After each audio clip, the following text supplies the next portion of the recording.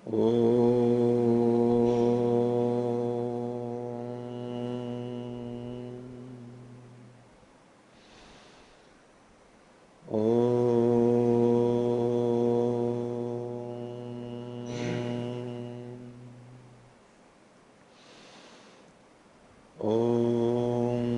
सहनावतु सहनौ भुनक्तु सह वीर्यं करवावहै तेजस्विनावधीतमस्तु मा विद्विषावहै। ओम शांति शांति शांति।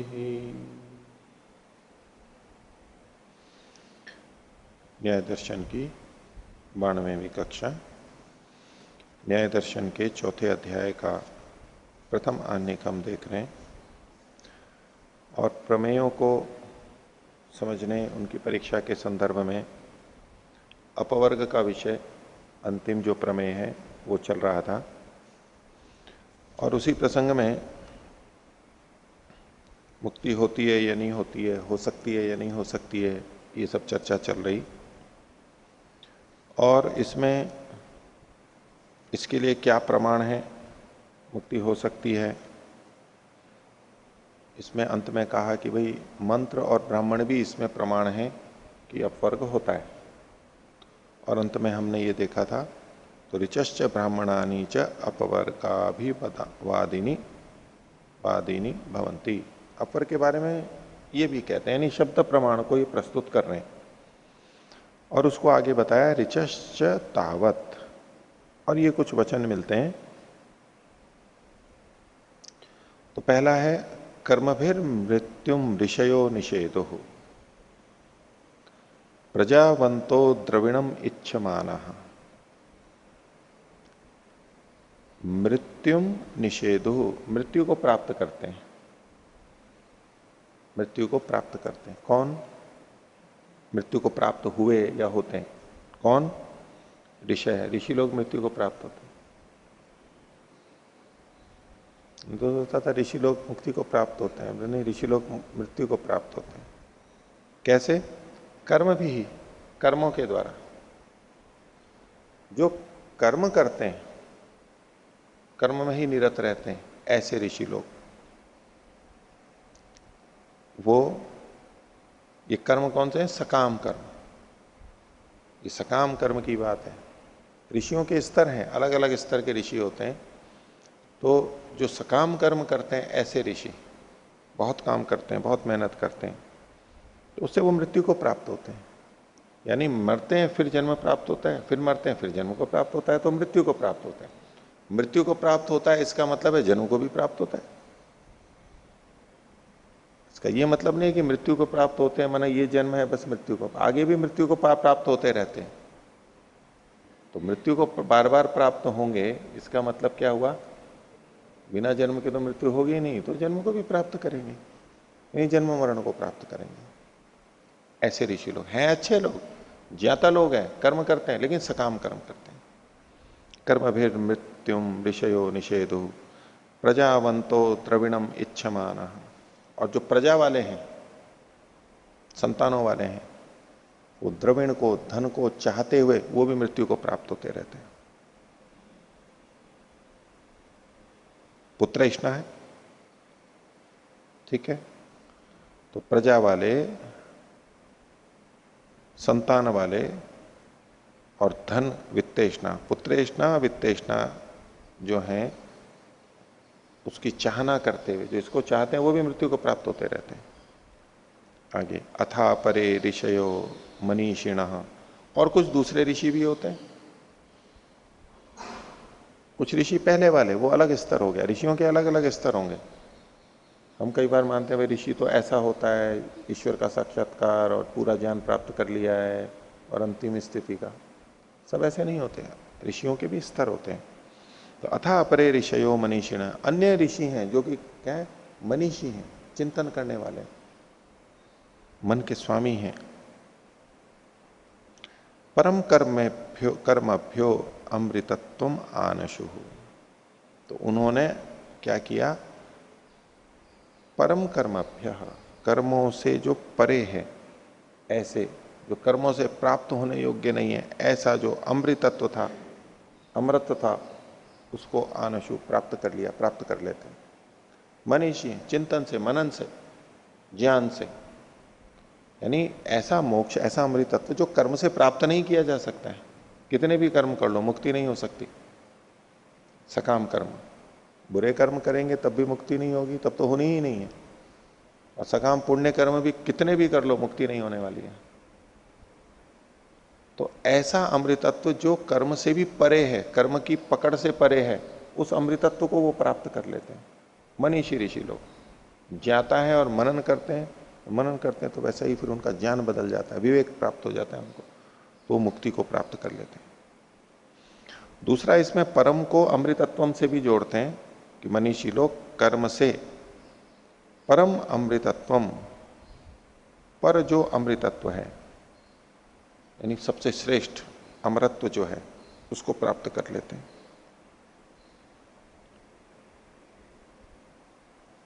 दूसरा, परम का मतलब लेते हैं अप्राप्यम, कर्मभ्यो अप्राप्यम अमृतत्वम आनशु। जो कर्म से परम परे है का मतलब वही हुआ कि अप्राप्य है, जो कर्म से अप्राप्य है उस अमृतत्व को प्राप्त कर लेते हैं। ये एक वचन हुआ। दूसरा है न कर्मणा न प्रजया धनेन त्यागेन एके अमृतत्वम आनशु।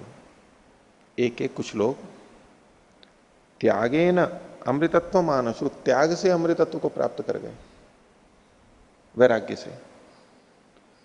पर किससे नहीं प्राप्त हुए? न कर्मणा, कर्म से वो प्राप्त नहीं हो पाए। न प्रजया, न प्रजा से प्राप्त हो पाए। खूब अच्छी संतानें कर ली, पढ़ा लिखा दिया, योग्य बना दिया, उससे भी नहीं प्राप्त होंगे। धनेन, और न ही धन से प्राप्त हुए, कितना भी धन कमा लिया उससे प्राप्त नहीं हुआ। लेकिन इन सबको छोड़ करके फिर वो अमृतत्व को प्राप्त कर लेते हैं। आगे, परेण नाकम निहितम गुहायाम विभ्राजते यतयो यत यतयो विशंति। परेण नाकम निहितम गुहायाम, वो अमृतत्व मुक्ति जो कि गुहा में निहित है, अंदर स्थित है, उसमें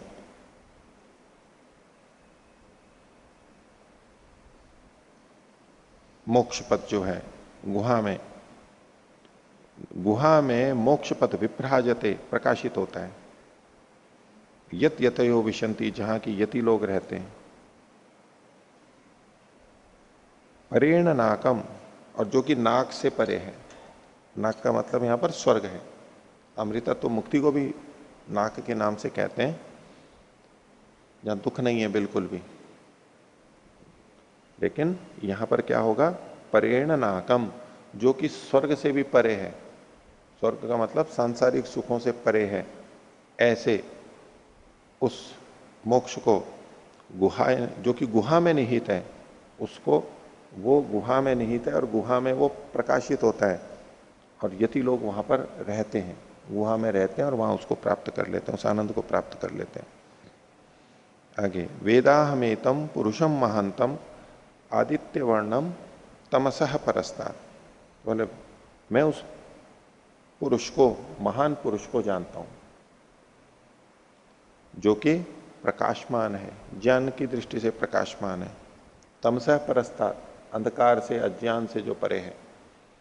अब आदित्य वर्णम तमसह परस्तात्, इसका स्थूल अर्थ बहुत से लोग ले लेते हैं, ये जो सूर्य के समान रंग वाला है। परमात्मा कैसा है? सूर्य के समान रंग वाला है। तो या तो सूर्य को ही परमात्मा मान लेते हैं, अथवा जो परमात्मा का साक्षात्कार होगा तो उस समय सूर्य हमारे को सूर्य जैसा रंग दिखाई देना चाहिए, ये परमात्मा का साक्षात्कार है। ऐसा बहुत से लोग मानते हैं। ये परमात्मा निराकार है और चक्षु से ग्राह्य नहीं है, नेत्र से देखा नहीं जा सकता, इंद्रिय गम्य नहीं है वो।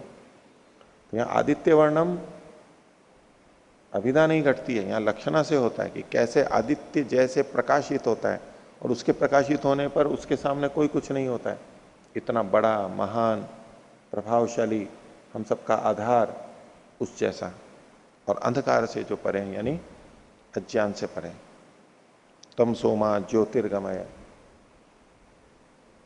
तमसोमा ज्योतिर्गमय क्या मतलब होगा?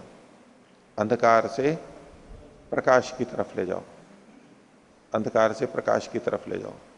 जब ये जो अंधकार होता है जो नेत्रों से प्रतीत होता है, और ज्योति जो प्रकाश नेत्रों से होता है, उसका मतलब नहीं है ज्ञान से, अज्ञान से ज्ञान की तरफ ले जाओ, ऐसे ही यहां पर है। तो ऐसा जो वो परमात्मा है, तमेव विदित्वा अति मृत्यु में इति, उसको जान करके ही मृत्यु से परे चला जाता है, यानी जन्म मरण के चक्र से छूट जाता है। नान्य है पंथा विद्यते अयनाय, उसके मुक्ति के लिए, अयन के लिए और कोई रास्ता नहीं है। नान्य पंथा विद्यते अयनाय मोक्षाय।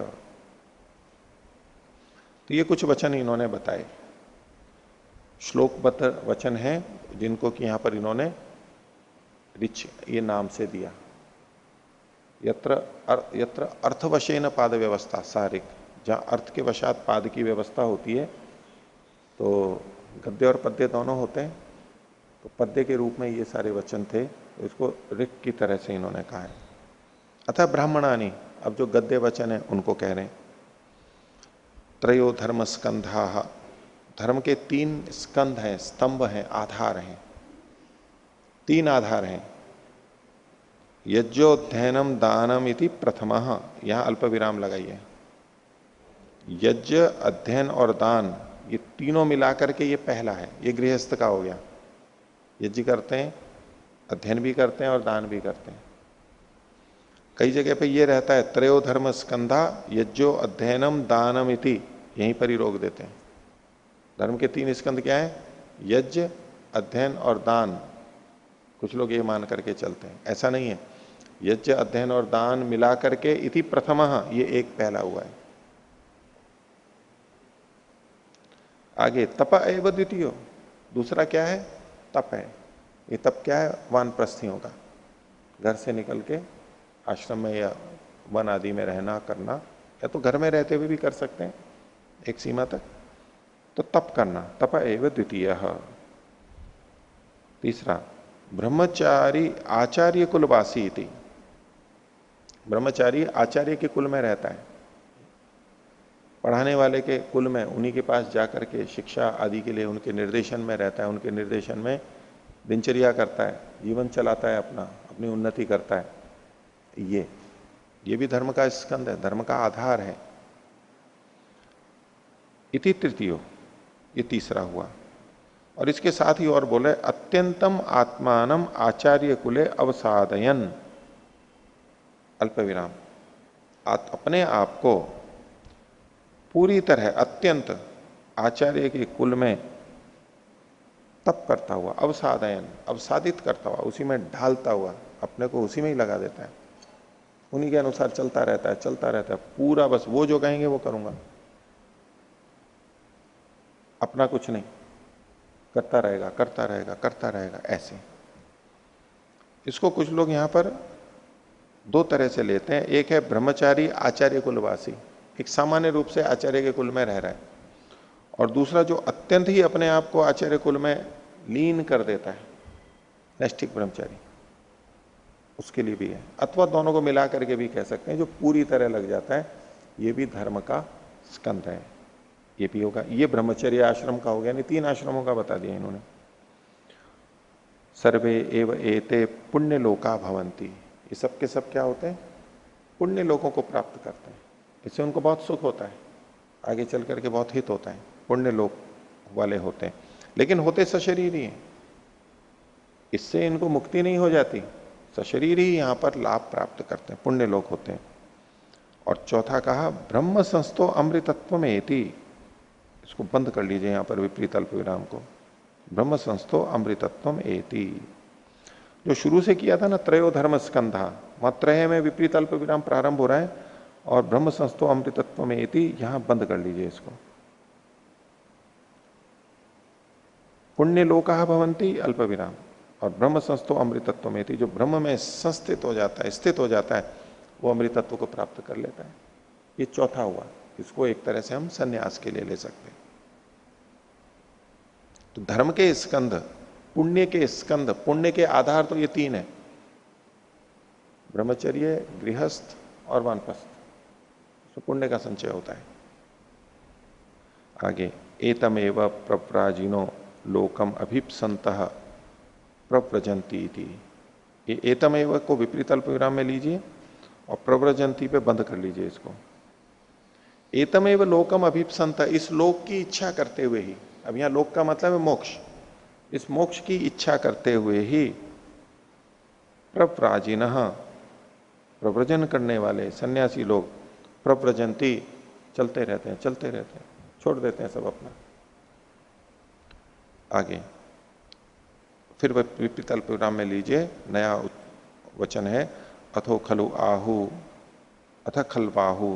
देखो ये कहते हैं काममय एवं पुरुषयति, ये जो पुरुष है, आत्मा है, ये काममय है, कामना से युक्त है, इच्छाएं भरी पड़ी हैं इसमें, काममय ही है, जैसे कामना ही कामना है इसमें, काममयो अयम पुरुषयति। स यथा कामो भवति तथा क्रतुर भवति, वो जिस तरह की कामना वाला होता है उसी तरह के क्रतु वाला हो जाता है। या क्रतु का मतलब संकल्प लेंगे, बुद्धि लेंगे। क्रतु का एक अर्थ यज्ञ होता है,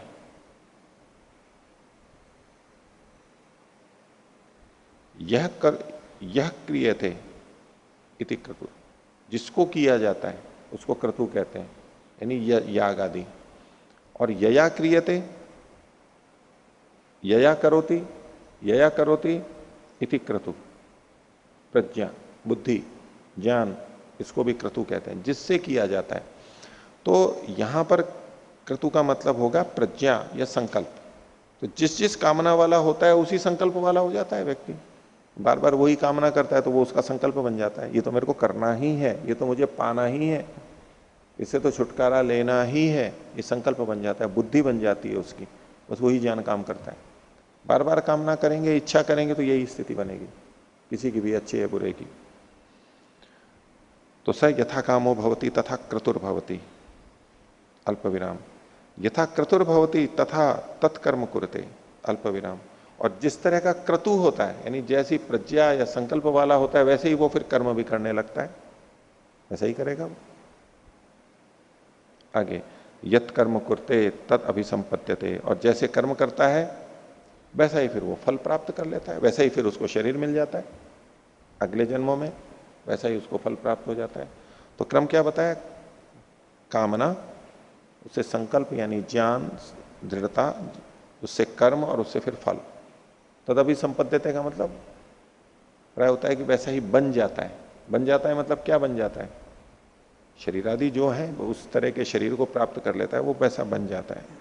इति कर्म भी संसरणम उक्त्वा, तो इस प्रकार से कर्म से संसरण को, गति को, जन्म मरण के प्रवाह को, इसको कह करके, पुनर्जन्म को कह करके, प्रकृतम अन्यद उपदिशंति, और अब यहां पर प्रकरण में स्थित बात है, उस अन्य चीज को फिर यहां पर कहते हैं क्या?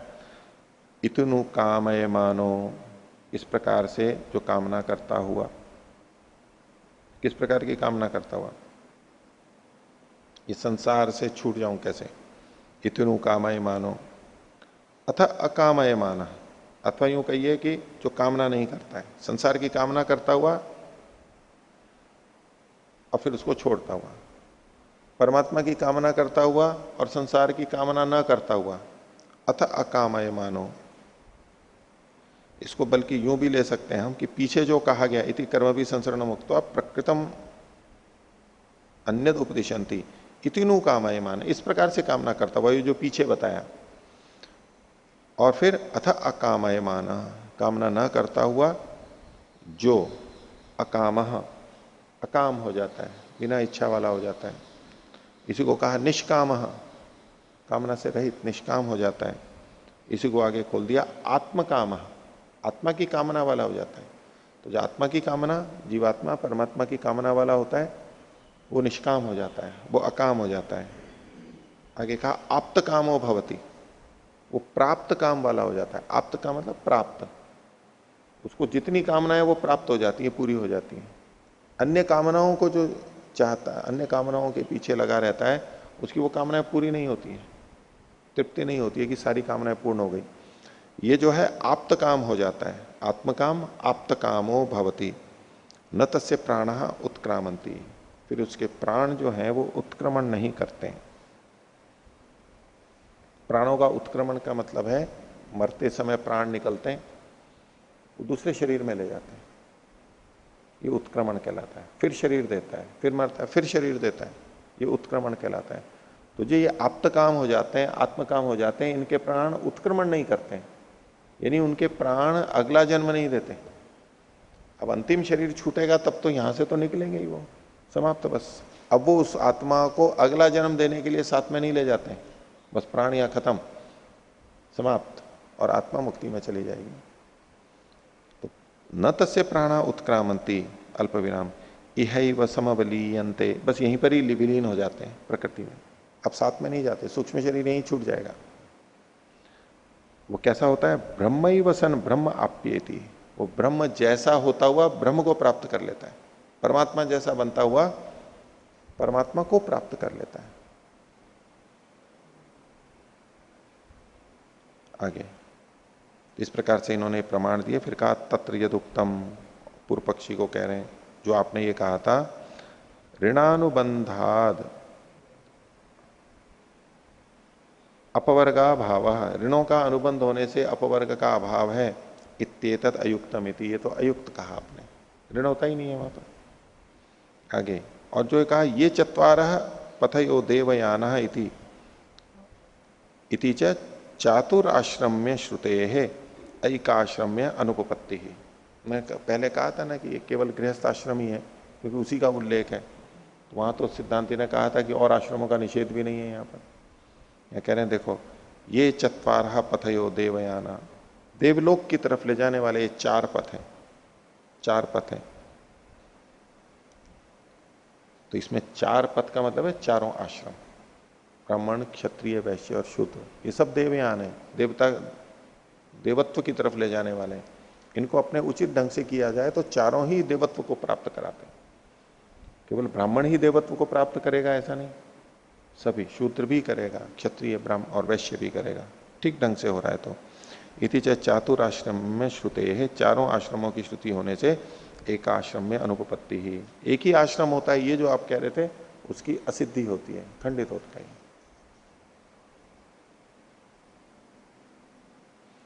आगे कहते हैं फलार्थिनश्च इदं ब्राह्मणम, और ये जो ब्राह्मण है ये जो फल को चाहने वाले हैं उनसे संबंधित ये ब्राह्मण है। ब्राह्मण ग्रंथ का वाक्य है जरा मरियम वा एतत् सत्रम यद अग्निहोत्रम दर्श पूर्णमासो चैति। ये जो जरामरीय सत्र है मृत्यु पर्यंत, जो अग्निहोत्र ये दर्श पूर्णमास है, ये फलार्थियों के लिए ही कहा गया है। जो फल को चाहते हैं उन्हीं के लिए, जो फल को नहीं चाहते उनके लिए ये नहीं है। कैसे पता लगा? एक तरफ था कि जरामरीय सत्र है, वृद्धावस्था तक जायमान, गृहस्थ में जाकर के और फिर जब तक सामर्थ्य है तब तक इनको करता रहे। एक तरफ पूरी जीवन करने की बात कही है, तो कहा कि ये तो सब इसी में लगे रहेंगे तो फिर साधना कैसे करेंगे। तो इसलिए उन्होंने कहा कि ये जो फल की कामना करते हैं, जिनको इन फलों की कामना है उनके लिए ये है, और जिनकी ये फल की कामना नहीं है उनके लिए ये नहीं होते। जैसे कि सन्यास लेते हैं जिस समय, इसीलिए तो अग्निहोत्र छुटवा देते हैं उसको, अब इस कामना से रहित हो गया है ये जो कोई भी उतरवा देते हैं, अब कोई बंधन नहीं है इसको, ये तो परमात्मा की कामना से और उसके लिए लग पड़ा है। जो उसके लिए लग पड़ते हैं उनके लिए ये कर्म आवश्यक नहीं होते। वो चाहे तो कर लें, वो अलग बात है, लेकिन उनके लिए आवश्यक नहीं होते। तो बोले ऐसा कैसे, कथम? तो 61वें सूत्र में सिद्धांति कह रहा है समारोपणाद आत्मनि अप्रतिषेध। इसका समारोपण आत्मा में समारोपण कर देते हैं, वो उस अग्नि का समारोपण अपनी आत्मा में कर लेते हैं, इसलिए अप्रतिषेध है। मोक्ष का अप्रतिषेध है, मोक्ष से अप्रतिषेध है। पूर्व पक्षी ने कहा था इन कर्मों में ही लगे रहेंगे तो मुक्ति कब करेंगे, साधना कब कर, मुक्ति के लिए साधना कब करेंगे, तो मुक्ति हो ही नहीं सकती है, क्योंकि शास्त्र कहता है कि आजीवन इनको करते रहो। कहा कि नहीं, जिसको मुक्ति की कामना हो गई है, लगन लग गई है, वो इनको आत्मा में ही आरोपित कर देता है। बाहर की अग्नि नहीं रही अब उसके लिए, वो उसके लिए कर्तव्य नहीं रही। इसलिए मुक्ति का निषेध नहीं है, मुक्ति के साधन फिर भी कर सकता है व्यक्ति, भले ही शास्त्र में जीवन भर इन कर्मों को करने को कहा है, उसके लिए वो अवसर है, छोड़ देते हैं उसको, उसके लिए लागू नहीं होते।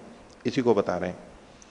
प्राजापत्याम इष्टिम निरूप्य तस्याम सार्ववेदसम हुत्वा आत्मनि अग्निन समारोप्य ब्राह्मण प्रव्रजेत इति श्रूयते। ये वचन सुनाई देता है। क्या है मतलब? ये शास्त्र का वचन है। प्राजापत्य इष्टि को करके, एक प्राजापत्य इष्टि का नाम है, प्रजापति देवता वाली इष्टि, वो प्राजापत्य इष्टि है। ये कब है? वैराग्य होने के बाद की है ये। जिस समय वैराग्य हो जाए, गृहस्थी है, वैराग्य हो गया, अब ये प्राजापत्य इष्टि करेगा। निरूप्य मतलब करके, और उसमें तस्याम सर्ववेदसम होत्वा, अपने सब अधिकारों को, सब वस्तुओं को होम करके, मतलब सब कुछ की दक्षिणा दे देता है वहां पर, कुछ भी नहीं रखता है अपने लिए। सर्व दक्षिणा याग है ये, सब चीजें दे दी उसने।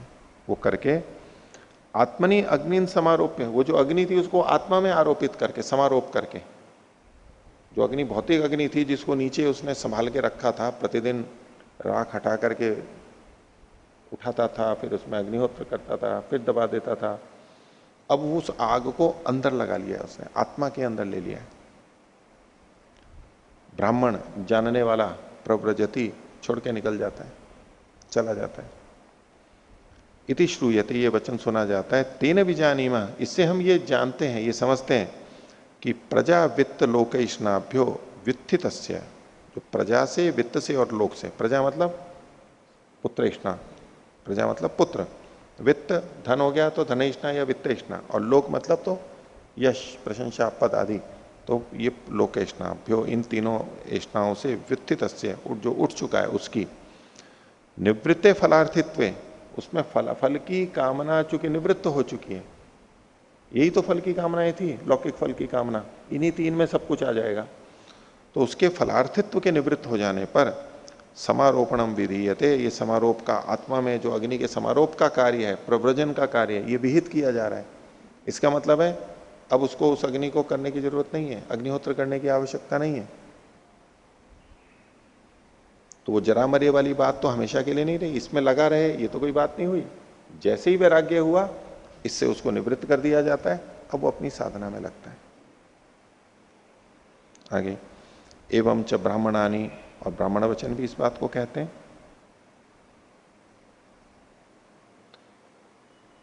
सो अन्यत व्रतम उपाकरिष्यमाणो याज्ञवल्क्यो मैत्रेयीम इति होवाच। याज्ञवल्क्य की कथा आती है, तो कहते हैं सो अन्यत व्रतम उपाकरिष्यमाणा, अन्य व्रत का पालन करने की इच्छा से, आचरण करने की इच्छा वाला होता हुआ, आचरण करता हुआ, उसको ग्रहण करता हुआ। पहला व्रत क्या था? अभी जो था वो गृहस्थ में था, 2 पत्नियां थी। अब अन्य व्रत को लेकर के वो आगे जा रहा है। मैत्रेयीम इति होवाच, अपनी एक पत्नी को, मैत्रेयी उसकी एक पत्नी थी, विदुषी पत्नी थी, उसको वो बोलता है प्रव्रजिष्यन वा अरे अहम अस्मि अस्मात् स्थानात्, मैं इस स्थान से अब प्रव्रज्या करने वाला हूं, बस निकलने ही वाला हूं, छोड़ने वाला हूं इस स्थान को।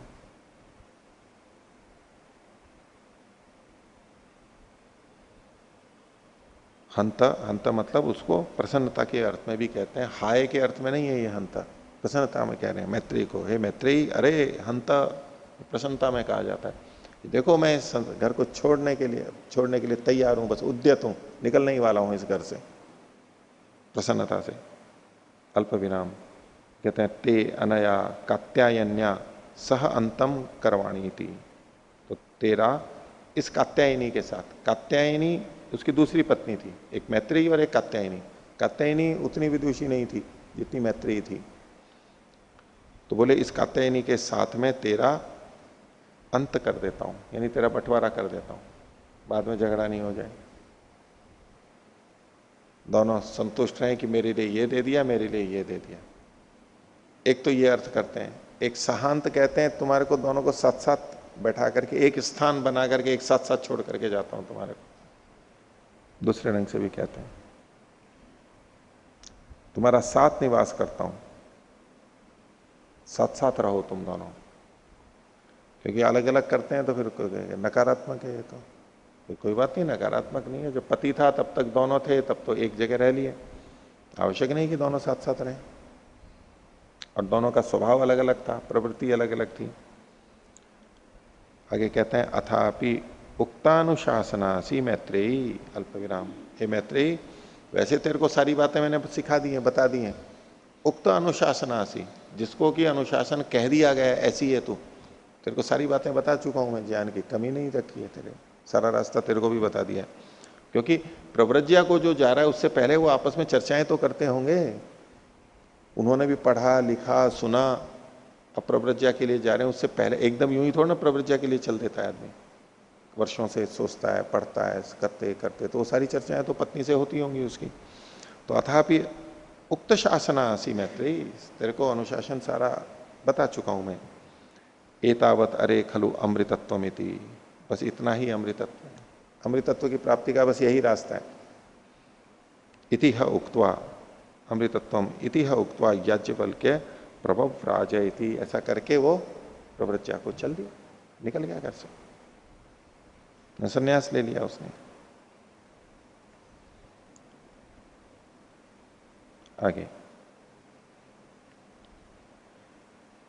ये जो पूर्व पक्षी ने कहा था कि ये अग्निहोत्रादि कर्म है, जरामर्य है, आजीवन होने चाहिए, उसका निषेध कर रहे हैं। ये सबके लिए लागू नहीं होते, जो गृहस्थ में है उनके लिए लागू होंगे, उनको ये करने होंगे। तो प्रव्रज्या के लिए निकल गए, जो अध्यात्म के मार्ग पर चल पड़े, उनके लिए आवश्यक नहीं है। उसकी पुष्टि के लिए एक और बात कह रहे हैं, 62वां सूत्र। पात्र चयांत अनुपपत्तेश्च फलाभाव, पात्र चयांत अनुपपत्तेश्च फलाभाव। जो लोग कर्मकांड करते हैं, ये जी के जो पात्र आदि होते हैं, लकड़ी के होते थे, बड़े बड़े अलग अलग होते हैं, जैसे यहां भी प्रदर्शनी में रखे हुए हैं।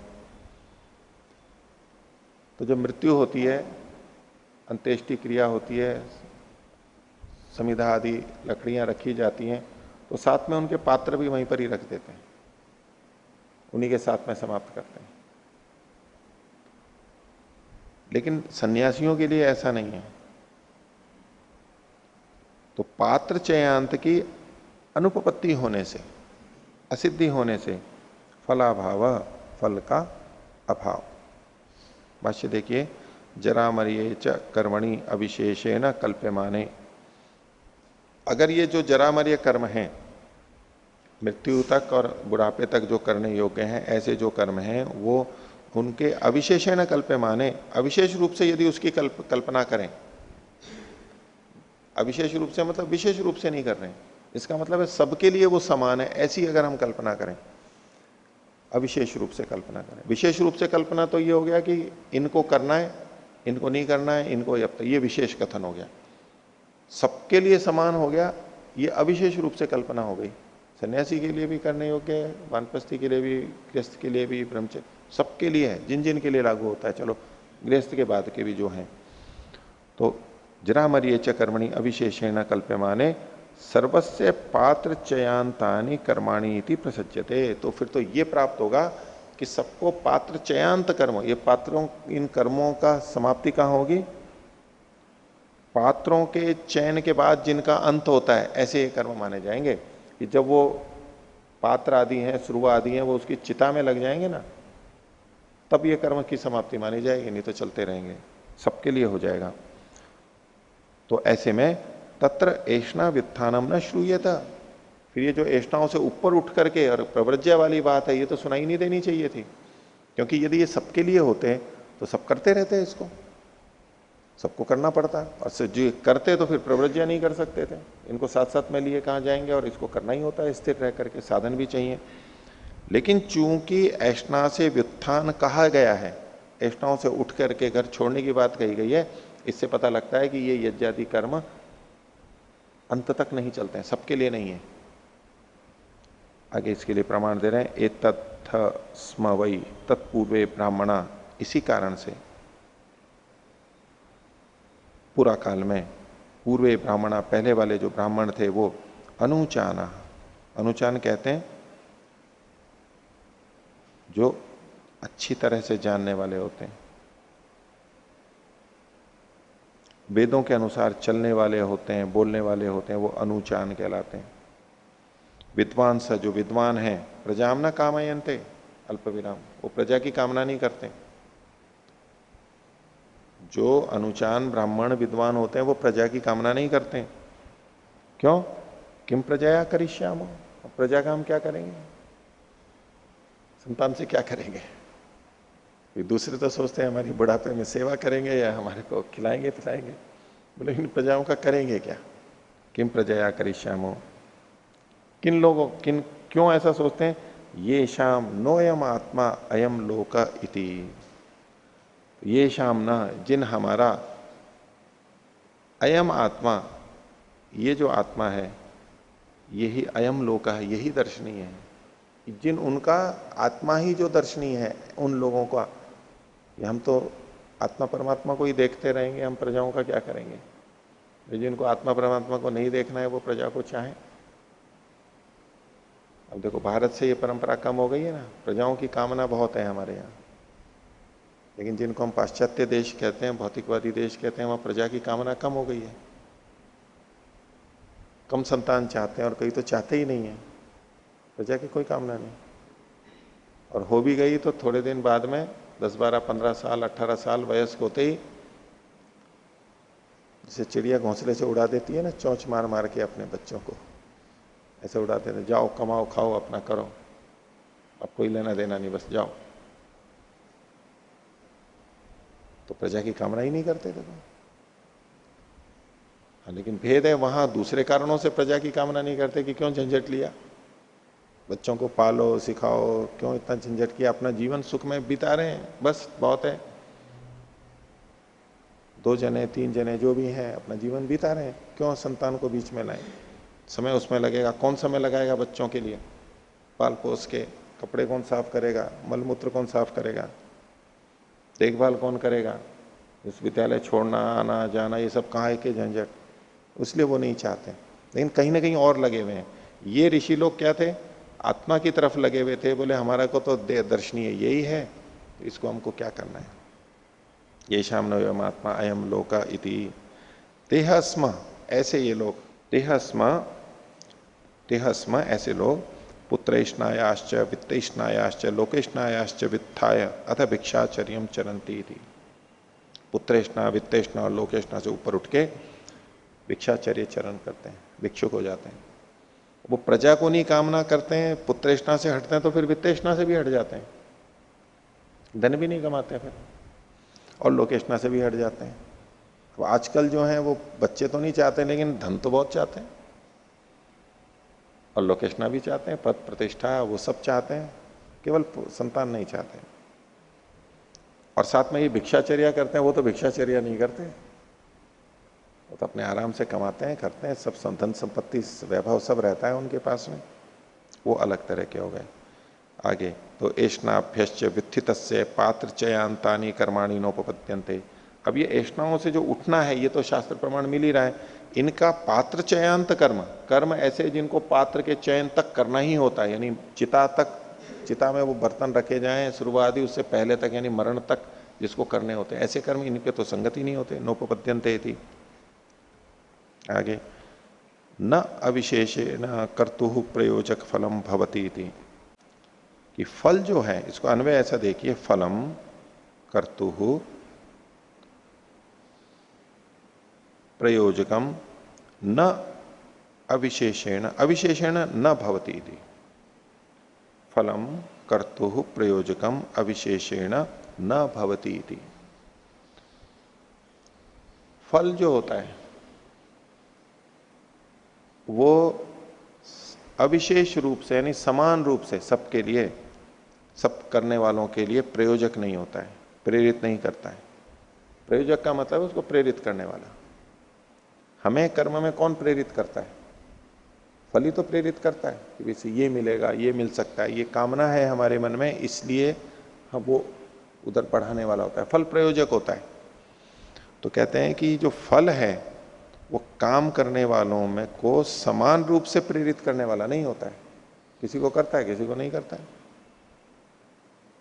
अब किसी को धन भी सबको प्रेरित नहीं करता है, ओके, 1 करोड़ रुपया चाहिए, 10 करोड़ रुपए चाहिए, किसी को प्रेरित कर रहा है, दूसरे को नहीं, अरे इतने का क्या करेंगे, अब तो लाख रुपए ही बहुत है, 5-7 लाख रुपए ही बहुत है। या जो खाने पीने को रोज महीने में चलता है भाई ठीक है, 10-15-20 हज़ार ही बहुत है, 25 हज़ार ही बहुत है, तो सबको प्रेरित नहीं करता है। किसी को बंगला, किसी को गाड़ी, और किसी को कुछ, किसी को मंत्री पद इत्यादि, वो सबको प्रेरित नहीं करते हैं, समान रूप से प्रेरित नहीं करते, भेद होता है।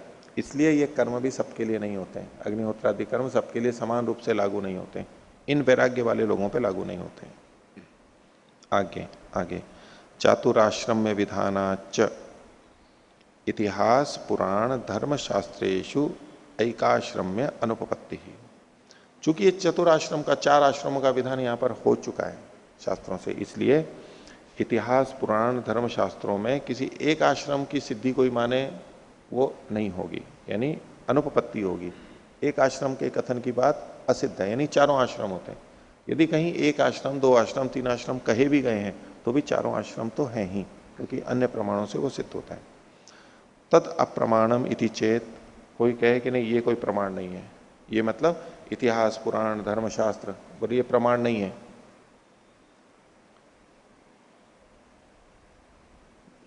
तद अप्रमाणम इति चेत, ये अप्रमाण है ऐसा कोई कहे तो न प्रमाणेन प्रामाण्य अभ्युनुज्ञानात्, क्योंकि बोले कि प्रमाण से, यानी ब्राह्मण आदि जो ग्रंथ और जो शास्त्र हैं उनसे प्रामाण्य के स्वीकार किए जाने से।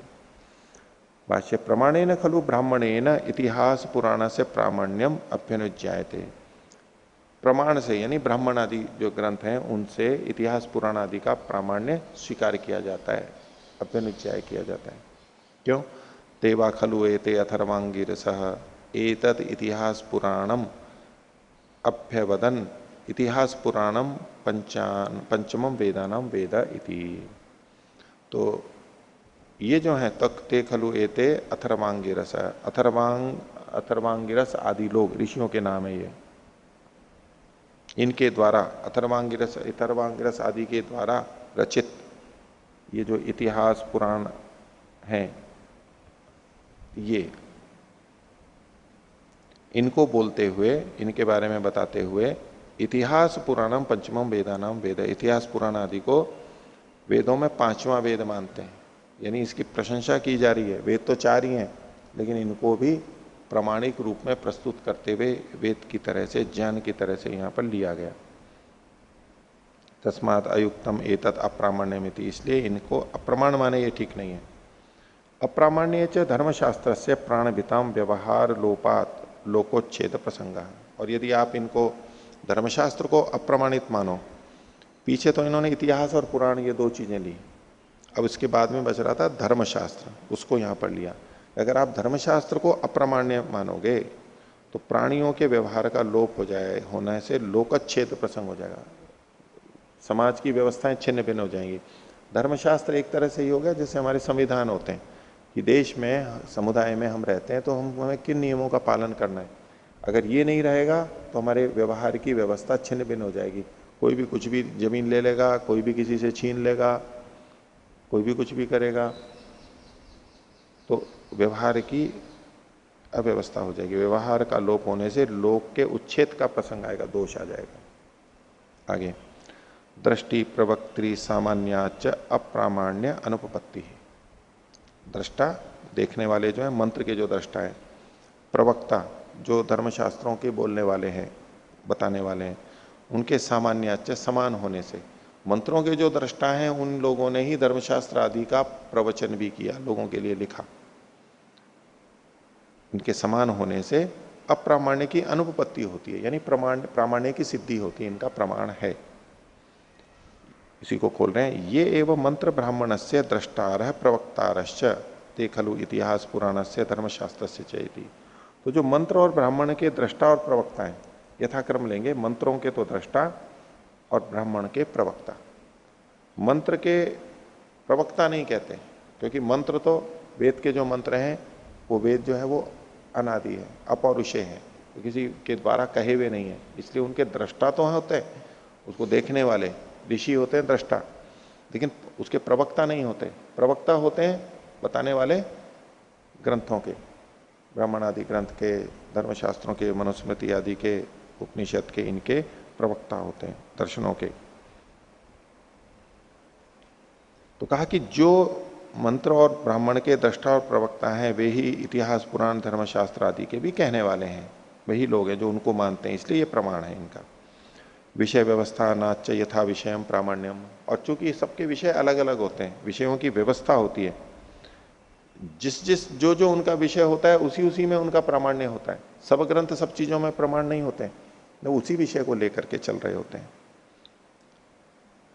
आगे जैसे यज्ञो मंत्र ब्राह्मणस्य, यज्ञ किसका विषय है? मंत्र और ब्राह्मण का। वेदादि शास्त्रों में और ब्राह्मणों में उनका मुख्य विषय यज्ञ हो गया। लोकवृत्तम इतिहास पुराण से, इतिहास और पुराण का मुख्य विषय लोकवृत्त, लोक में क्या क्या हुआ, कौन राजा हुआ, कौन क्या हुआ, कैसे कैसे घटनाएं घटी इत्यादि वर्णन वहां पर मिलते हैं इतिहास में और पुराण में, ये लोकवृत्त हैं, उसके विषय में वो प्रमाण है। और लोक व्यवहार व्यवस्थानम धर्मशास्त्र से विषय है, धर्मशास्त्र का विषय क्या है? लोक के व्यवहार यानी कर्तव्य की व्यवस्था करना, ये धर्मशास्त्र का विषय। मंत्र ब्राह्मण का विषय यज्ञ, इतिहास पुराण का लोकवृत्त, और धर्मशास्त्र का विषय लोक व्यवहार की व्यवस्था करना, नियम कानून बना के रखना, ये धर्मशास्त्र का विषय। तत्र एकेन तत्रैकेन न सर्वं व्यवस्थाप्यते इति यथा विषयम एतानि प्रमाणानि इंद्रियादिवदिति। तो चूंकि किसी एक से इन सब विषयों की व्यवस्था नहीं की जा सकती, नियमन नहीं किया जा सकता, इसलिए इनके जो जो विषय हैं उसके अनुसार ये प्रमाण माने जाते हैं। जैसे कि इंद्रियां, इंद्रियां जैसे कि क्या मतलब हुआ? जैसे कि अलग अलग इंद्रियां अलग अलग विषयों की दृष्टि से प्रमाण है।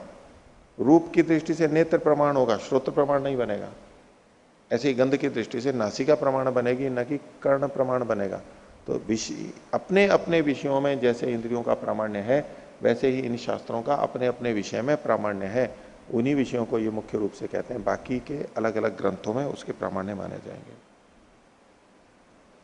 आगे यत पुनरेतत क्लेशानुबंध से अविच्छेदादिति, और जो आपने ये कहा था कि क्लेशों का अनुबंध होने से, क्लेशों के अनुबंध का से अविच्छेद होने से न मोक्ष, मोक्ष नहीं होगा, उसका अब यहां पर उत्तर दे रहे हैं। अपवर्ग नहीं होता है उसके लिए जो पूर्व पक्षी ने आक्षेप दिए थे, उसमें एक आक्षेप ये भी दिया था कि क्लेश का अनुबंध है इसलिए मुक्ति नहीं हो सकती, उसका उत्तर अब दे रहे हैं।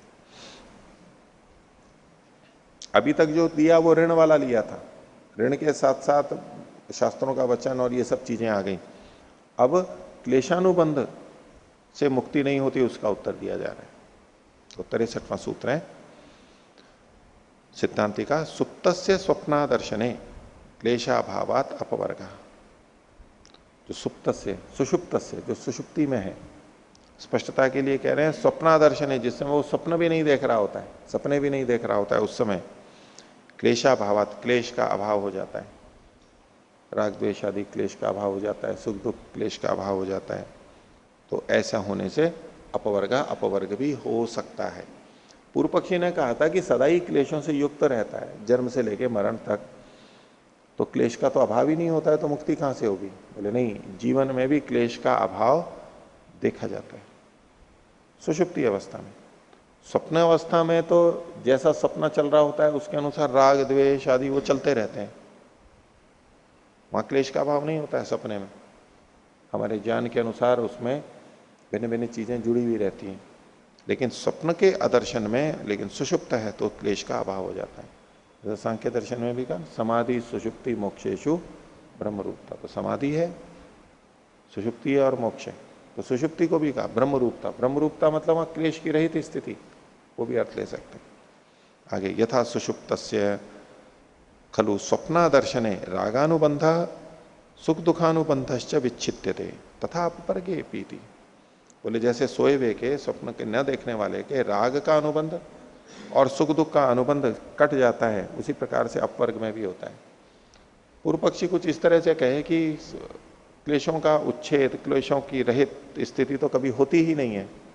कह रहे नहीं, देखो जैसे यहां भी होती है ऐसे मुक्ति में भी हो सकती है, यानी संभव है, क्लेशों से मुक्ति संभव है।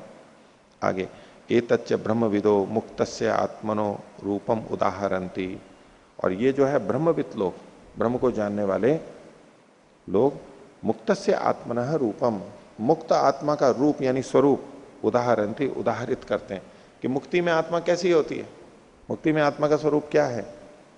तो बोले जैसे स्वप्न रहित सुषुप्ति में हमारी स्थिति होती है ऐसी मुक्ति में होती है। एक समझाने के लिए, एक रूप में क्लेश रहितता को बताने के लिए। लेकिन इसका ये अर्थ नहीं ले लेना है कि जैसे सुषुप्ति में कोई बोध ही नहीं होता है ऐसे मुक्त आत्मा को कोई बोध नहीं होता है, ऐसा नहीं अर्थ लेना है। बस क्लेशाभावता को बताने के लिए, क्लेश के अभाव को बताने के लिए केवल इतना कथन है।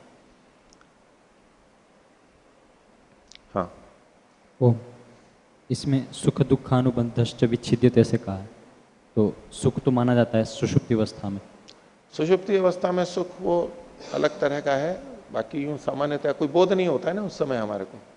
योग दर्शन में भी जो कहा तो निद्रा कैसी, निद्रा को एक वृत्ति कहा तो उठने के बाद में बोध होता है हमारे को। अंदर में आप लोगों को यह ध्यान रहता है कि सुषुप्ति अवस्था में कैसा होता है। और अगर कुछ अंश में माने भी तो ये जो संसार का सुख दुख है ये तो वहां पर बिल्कुल नहीं होता है। हमें कुछ बोध ही नहीं रहता कि हम क्या हैं। सत्व का बोध रहता है उस समय, किस रंग रूप वाला हूं, बच्चा हूं, युवा हूं, पैसे वाला, निर्धन, कुछ भी नहीं रहता, समाप्त। वो क्षण है जिस समय संसार की सारी आत्माएं एक जैसी हो जाती, सारे भेद मिट जाते हैं, एक जैसे सारे, किसी को कोई अंतर नहीं, सबका एक जैसा। ये अलग बात है कि किसी को सुषुप्ति कम आती है, किसी को अधिक आती है, किसी को नहीं आती है। लेकिन जब सुषुप्ति आएगी तो उस समय तो ये एक रूपता रहेगी सबकी। आगे, यद्यपि प्रवृत्ति अनुबंधादिति, और जो आपने कहा कि प्रवृत्ति चूंकि चलती रहती है, कर्म कर चलते रहते हैं, इसलिए मुक्ति हो ही नहीं सकती है। प्रवृत्ति का अनुबंध है, बंधे हुए हैं हमेशा, तो मुक्ति कहां से होगी। तो उसके लिए आगे कह रहे हैं 64वां सूत्र, न प्रवृत्ति ही प्रतिसंधानाय हीन क्लेशस्य। तो हीन क्लेश होता है, जिसके क्लेश हीन मतलब क्षीण हो गए हैं, पूरे समाप्त हो गए हैं, उसकी प्रवृत्ति प्रतिसंधान के लिए होती ही नहीं है। प्रवृत्ति मतलब उसके कर्म, वो बंधन के लिए नहीं होते हैं, क्योंकि वो कर्म निष्काम होते हैं, और निष्काम होते हैं तो उसके किए हुए कर्म कर्माशय में नहीं जाते। कर्माशय का मतलब उस तरह से जिससे कि आगे उसका फल शरीर में मिलता है, वो कर्माशय कहलाता है। कर्माशय के अनुसार फिर जन्म मिलता है। तो जो जीवन मुक्त होते हैं, हीन क्लेश होते हैं, उनके कर्म तो प्रतिसंधान के लिए होते ही नहीं है, वो जन्म देते ही नहीं है उसको। तो न प्रवृत्ति प्रतिसंधान आय हीन क्लेश से, क्योंकि पूर्व पक्षी ने कहा था प्रवृत्ति तो सबकी रहती है, जीवन मुक्त भी चलता फिरता रहेगा, तो कर्म करेगा तो फिर पाप पुण्य बनते रहेंगे, तो फिर बंधन रहेगा। बोले नहीं, जिसके क्षीण क्लेश हो गए हैं, हीन क्लेश हो गए, उसका तो प्रतिसंधान होता ही नहीं है, वो कर्माशय में जाता ही नहीं है। आगे, प्रक्षीणेशु राग द्वेष मोहेशु प्रवृत्ति न प्रतिसंधान आए, तो राग द्वेष और मोह के क्षीण हो जाने पर, ये जो हीन क्लेश कहा, तो क्लेश में राग द्वेष मोह जो मुख्य है वो तीनों को ले लिया इन्होंने। इनकी प्रवृत्ति न प्रतिसंधान आए, बंधन के लिए होती ही नहीं है। प्रतिसंधान क्या है, तो प्रतिसंधानस्तु पूर्व जन्म निवृत्तो पुनर्जन्म, पहला जन्म हट करके अगला जन्म होना, ये प्रतिसंधान है, तो उसका पुनर्जन्म होता ही नहीं है। तच्च अदृष्ट कारितम, ये जो पुनर्जन्म है ये अदृष्ट के द्वारा होता है। अदृष्ट मतलब हमारा जो संचित कर्माशय है उससे होता है, लेकिन इसके तो कर्माशय ही नहीं होता, तो जन्म कहां से होगा, कैसे नहीं होता। तो बोले तस्याम प्रहीणायाम, उसके उसके किसके, प्रवृत्ति के क्षीण होने पर, दोष रहित प्रवृत्ति के, तस्याम प्रहीणायाम पूर्व जन्माभावे जन्मांतरा भावो,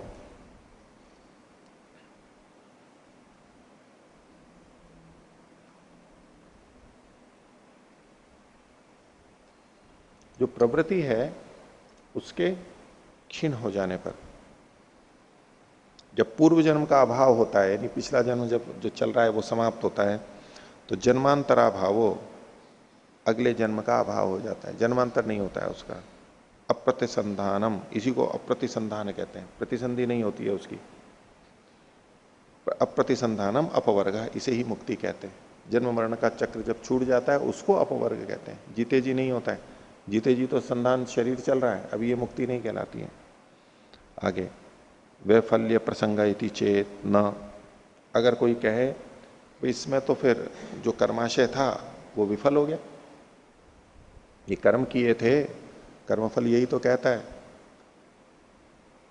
कृत का हान नहीं होना चाहिए, जो किया है उसका हान नहीं होना चाहिए। बोले अगर मुक्ति हो गई, कर्म तो उसने किए और मुक्ति हो गई उसकी, अगला शरीर मिला नहीं, तो वो जो कर्म थे वो तो उनकी तो विफलता हो गई।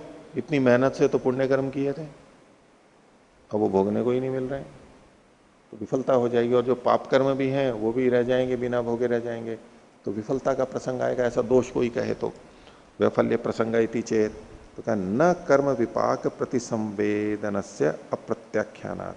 बोले नहीं, ऐसा नहीं है, क्योंकि कर्म के विपाक के प्रतिसंवेदन का हम प्रत्याख्यान नहीं कर रहे हैं, उसका खंडन नहीं कर रहे हैं।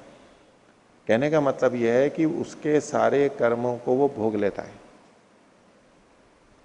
कि कर्म के विपाक का जो प्रतिसंवेदन है, विपाक का मतलब हुआ फल, प्रतिसंवेदन है मतलब भोगना, कर्म के फल के भोगने का हम खंडन नहीं कर रहे हैं, यानी उसको तो मान रहे हैं, यानी विफलता नहीं हो रही है, कर्म की विफलता नहीं हो रही है। क्यों नहीं हो रही है उसको बता रहे हैं। पूर्व जन्म निवृत्त पुनर्जन्म न भवती इत्युच्यते, पहला जन्म पूरा हो जाने पर पुनर्जन्म नहीं होता है, ये हम कह रहे हैं। अल्प विराम इति उच्यते, न तो कर्म विपाक प्रतिसंवेदनम प्रत्याख्यायते अल्प विराम, कर्म के विपाक का प्रतिसंवेदन खंडित नहीं कर रहे हैं हम, वो तो होता ही है, कर्मफल तो भोग ही लेता है। क्यों? बोले सर्वाणी पूर्व कर्माणी ही अंते जन्मनि विपच्यन्ते थी, जितने भी पहले के कर्म हैं वो अंतिम जन्म में विपाक को प्राप्त हो जाते हैं, यानी समाप्त हो जाते हैं, फल पूरा हो जाता है, यानी कर्माशय नहीं बचता है। दो बातें हैं, लेकिन कर्माशय नहीं बचता ये तो पक्का हो गया।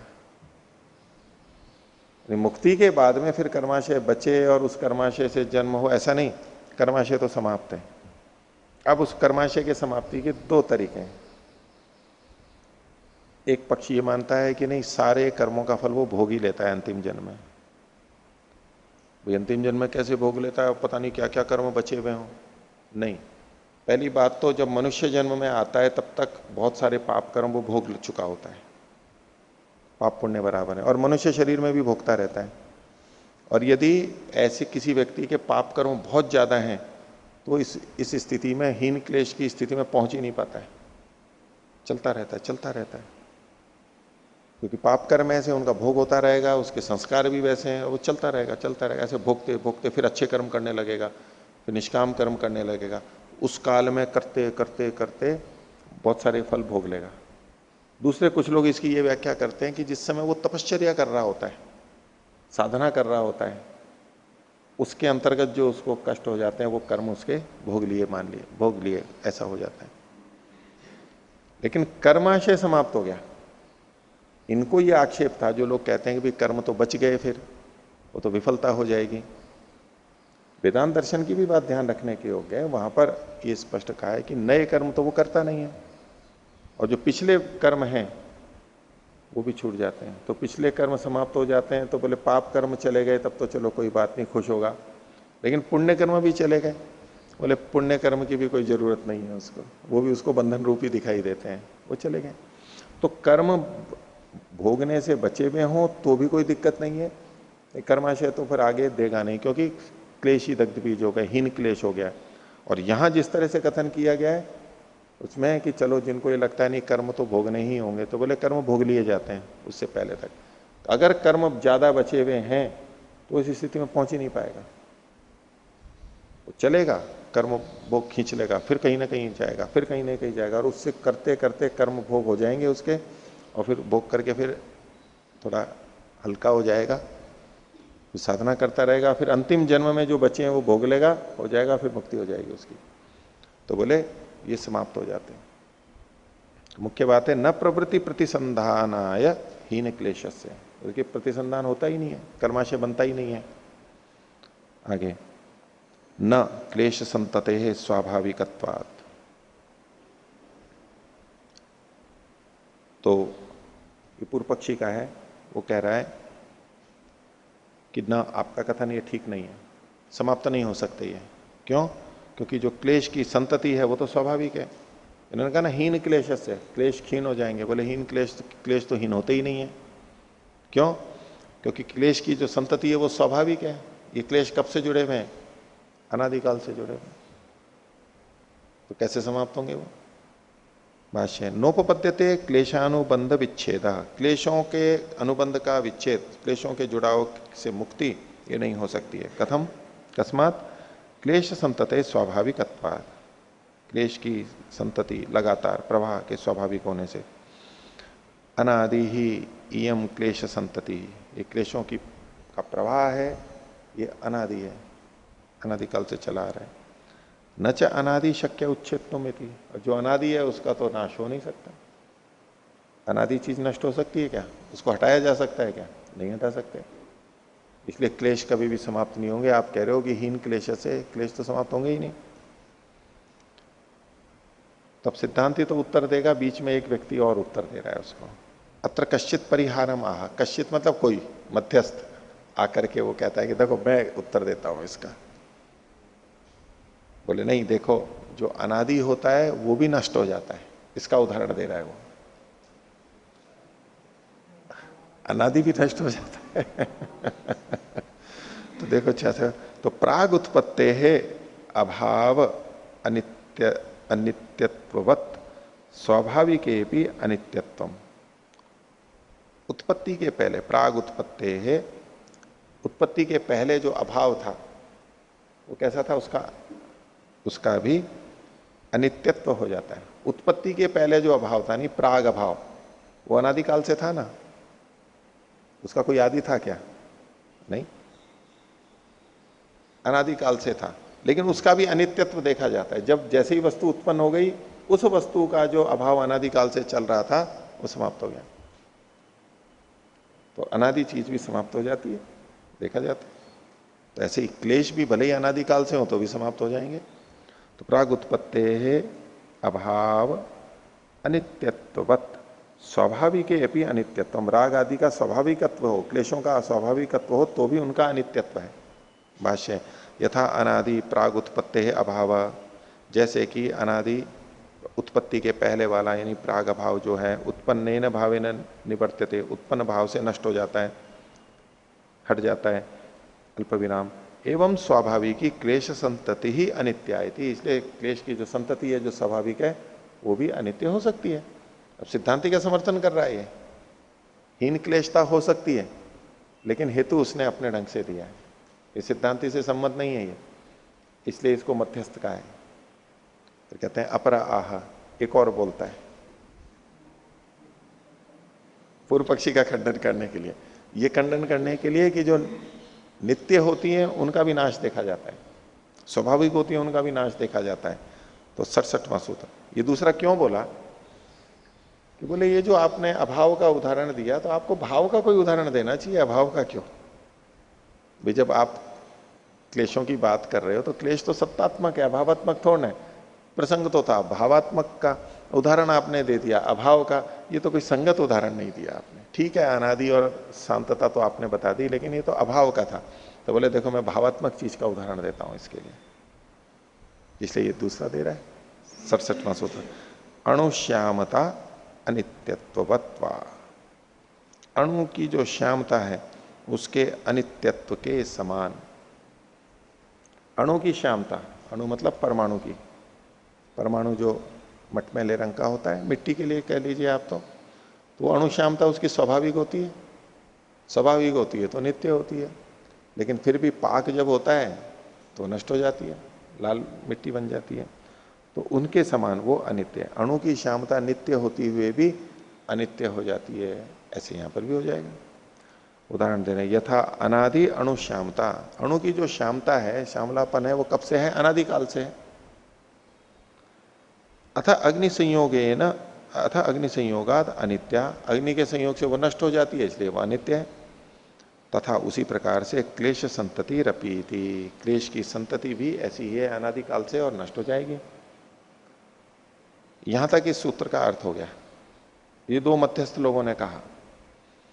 अब इसका उत्तर सिद्धांति दे रहा है। यहां से आगे जो है ना, सतह खलु, यहां से लेके अंत तक जो है ये सिद्धांति का वचन है, मध्यस्थ का नहीं है। सिद्धांति इन दोनों का उत्तर दे रहा है। ये भाष्यकार जो है, या तो इसका अनुच्छेद बदल लेना चाहिए, अलग है ये इससे। तो पहले पिछले 66वें का उत्तर दे रहा है, बोले सतः खलु धर्मो नित्यत्वम अनित्यत्वम च।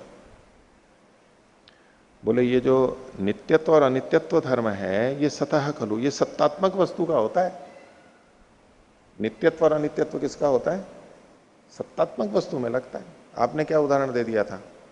प्राग अभाव का दे दिया था। अभाव तो असत्तात्मक है, स्वयं असत्तात्मक, उसमें नित्यत्व और अनित्यत्व नहीं घटेगा। तो सतः खलु धर्मो नित्यत्वम अनित्यत्वम च अल्प विराम तत्वम भावे अभावे भाक्तम इति। और ये जो नित्यत्व अनित्यत्व का प्रयोग है वो भावे तत्वम, भावात्मक वस्तुओं में तत्वतः कथन होता है, वास्तव में नित्यत्व अनित्यत्व।